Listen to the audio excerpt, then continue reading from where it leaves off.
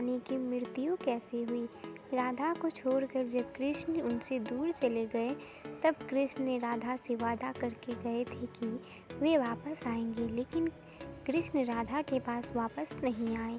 कृष्ण की शादी भी रुक्मिणी से हुई। रुक्मिणी ने भी श्री कृष्ण को पाने के लिए बहुत प्रयत्न किए थे। श्री कृष्ण से विवाह के लिए रुक्मिणी अपने भाई रुक्मी के खिलाफ चली गई। राधा की तरह वह भी श्री कृष्ण से प्यार करती थी। रुक्मिणी ने श्री कृष्ण को एक प्रेम पत्र भी भेजा था कि वह आकर उन्हें अपने साथ ले जाएं। इसके बाद ही कृष्ण रुक्मिणी के पास गए और उनसे शादी कर ली। कृष्ण के वृंदावन छोड़ने के बाद से ही राधा उदास भी बहुत हो गई थी। राधा और कृष्ण जब आखिरी बार मिले थे तो राधा ने कृष्ण से कहा था कि भले ही वह उनसे दूर जा रहे हैं, लेकिन मन से कृष्ण हमेशा उनके साथ ही रहेंगे। इसके बाद कृष्ण मथुरा गए और कंस और बाकी राक्षसों को मारने का काम पूरा किया।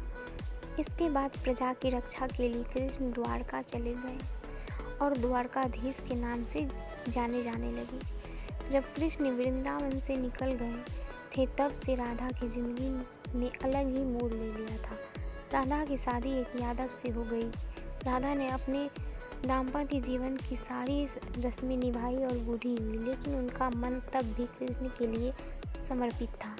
राधा ने पत्नी के तौर पर अपने सारे कर्तव्य पूरे किए। दूसरी तरफ श्री कृष्ण ने अपने दैवीय कर्तव्य निभाए। ये सब सारे कर्तव्यों से मुक्त होने के बाद राधा आखिरी बार अपने कृष्ण से मिलने गई। जब वह द्वारका पहुंची तो उन्होंने कृष्ण के रुक्मिणी और सत्यभामा से विवाह के बारे में सुना, लेकिन वह दुखी नहीं हुई। जब कृष्ण ने राधा को देखा तो बहुत प्रसन्न हुए।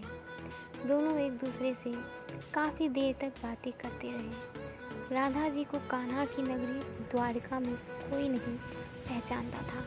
राधा के अनुरोध पर कृष्ण ने उन्हें महल में एक देविका के रूप में नियुक्त किया। राधा रानी महल में रहती थी और महल से जुड़ी कार्य भी देखती थी।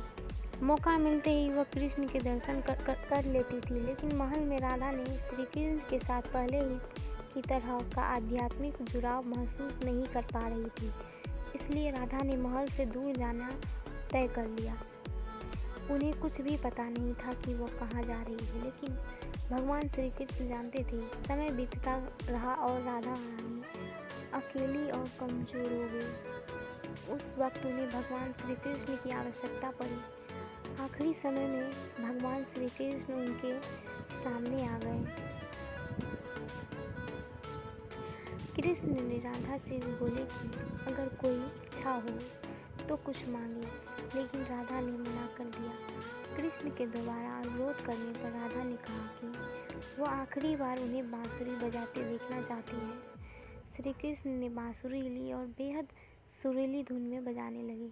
श्री कृष्ण ने दिन रात बांसुरी बजाई जब तक कि राधा आध्यात्मिक रूप से कृष्ण में विलीन नहीं हो गई। बांसुरी की धुन सुनते सुनते राधा ने अपने शरीर का त्याग कर दिया। भगवान कृष्ण जानते थे कि उनका प्रेम अमर है। कृष्ण राधा की मृत्यु को सहन नहीं कर सके। कृष्ण ने प्रेम के प्रतीक के रूप में बांसुरी तोड़कर फेंक दी। उसके बाद से श्री कृष्ण ने कभी भी बांसुरी नहीं बजाई। ऐसे वीडियो देखने के लिए चैनल को लाइक सब्सक्राइब ज़रूर करें।